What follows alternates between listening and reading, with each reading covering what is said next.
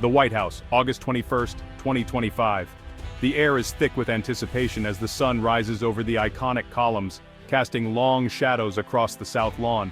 Inside, the corridors buzz with activity, aides and officials preparing for what is being called one of the most consequential gatherings of the year.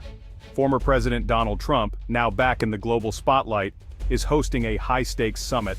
The guest list is formidable. European leaders, each representing their nation's hopes and anxieties, and Ukrainian President Volodymyr Zelensky, whose country remains at the heart of a grinding conflict. The world's eyes are fixed on Washington, expecting a display of unity and resolve. But before the formal talks even begin, an unexpected moment unfolds. A live microphone, left on in the pre-summit bustle, picks up Trump confiding to French President Emmanuel Macron. His words are startling. "I think Putin wants to make a deal for me, as crazy as it sounds."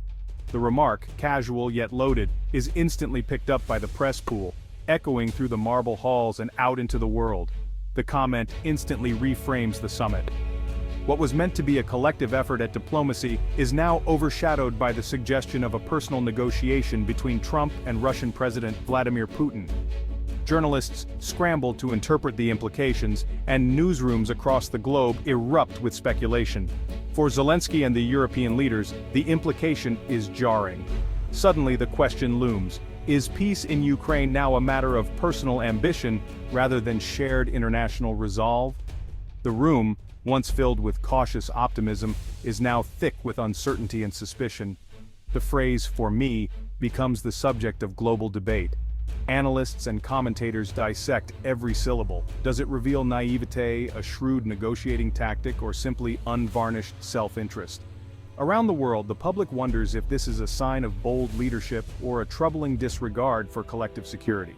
Trump's hot mic moment exposes his unique, highly personalized approach to foreign policy. It raises uncomfortable questions about whose interests are truly at stake: those of the United States, its allies, or Trump himself. The summit's agenda, carefully crafted over months, is now in flux. The world is left to wonder: is this summit about forging a lasting peace for Ukraine, or is it about cementing a legacy for Trump? The distinction, once clear, is now blurred, leaving allies and adversaries alike to reconsider their next moves. In the end, the summit's tone is set, not by official statements or carefully worded communiques, but by an unguarded, revealing sentence. The world watches uncertain as history pivots on a few unscripted words. To truly grasp the meaning behind Trump's hot mic remark, we need to rewind the clock to a secretive, high-stakes meeting that took place in Alaska just weeks earlier, a meeting shrouded in mystery and speculation. Far from the glare of cameras and the scrutiny of the press, Trump and Putin sat down face-to-face to discuss the escalating crisis in Ukraine. The setting was intentionally remote, chosen for its privacy and security, allowing both leaders to speak candidly without fear of leaks or interruptions. Official details about what transpired were almost non-existent. Reporters could only speculate, piecing together fragments from anonymous sources, but one thing was clear: the encounter had a profound effect on Trump's approach to Russia and Ukraine. After emerging from the meeting, Trump described the talks as positive, hinting at a possible breakthrough but refusing to share any concrete specifics.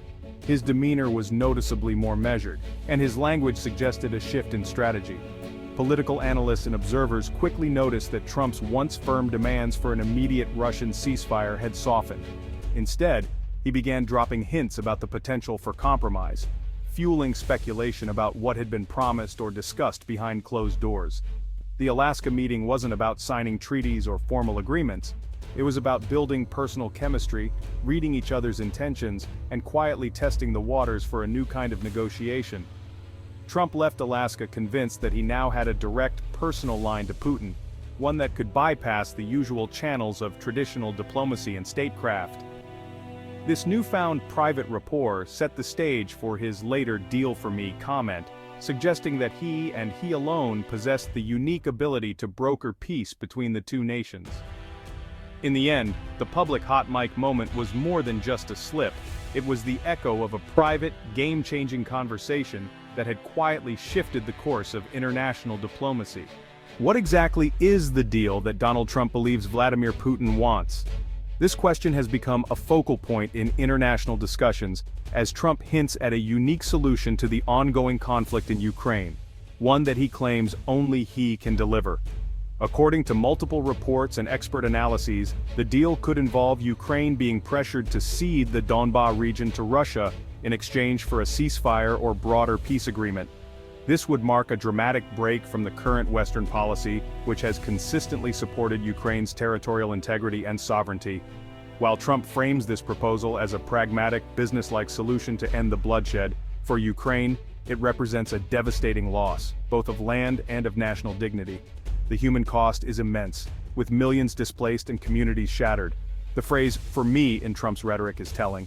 It reveals that he views the negotiation not as a multilateral effort to restore peace, but as a personal transaction, an opportunity to secure a legacy-defining achievement on his own terms. In this framing, the war becomes less about the suffering of Ukrainians and more about Trump's own ambitions. It raises serious questions about whose interests are truly being prioritized, those of the Ukrainian people, or those of a single political figure seeking a historic deal.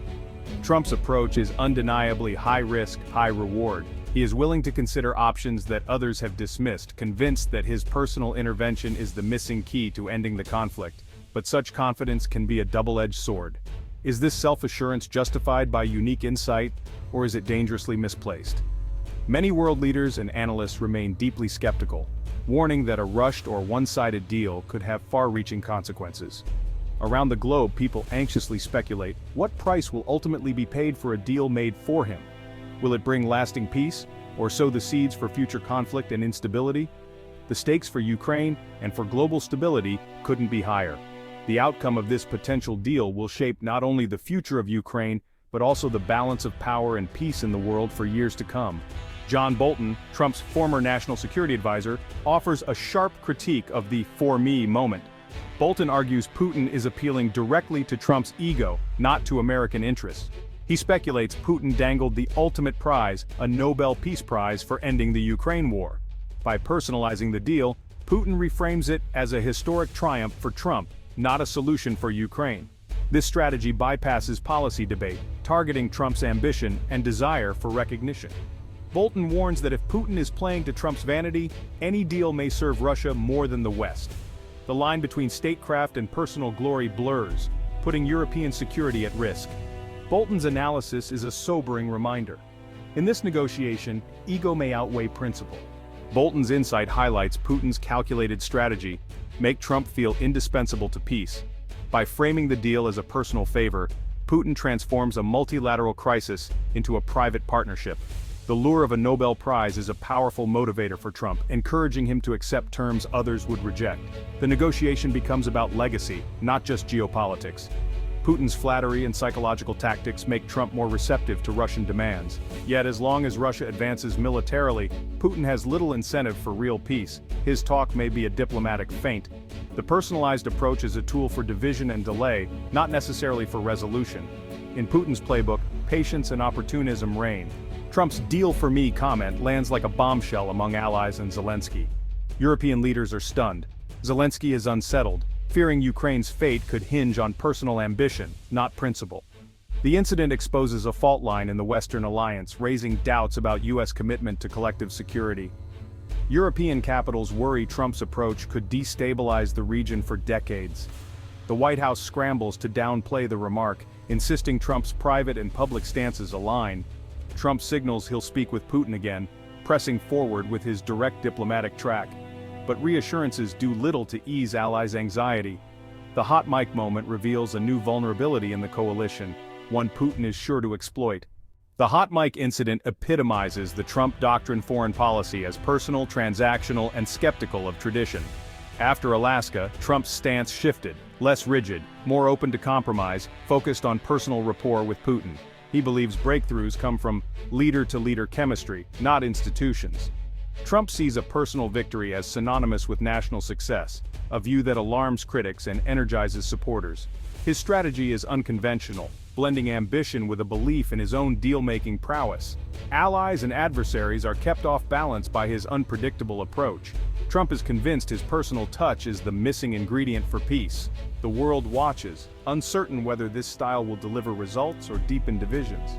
Despite bold talk, the Ukraine peace process remains fraught with uncertainty. Bolton and other experts warn, as long as Russia senses advantage, Putin has little reason to negotiate sincerely. Trump's direct line to Putin is just one track. He must also balance the demands of Zelensky and wary European allies. Real peace will require unity, strategic shifts, and a mediator trusted by all sides. Until then, diplomacy may only manage the conflict, not resolve it. The hot mic moment underscores how personal and unpredictable this chapter has become. Will Trump's deal-focused approach break the stalemate or further complicate the crisis? The fate of millions hangs in the balance as the world waits for an answer.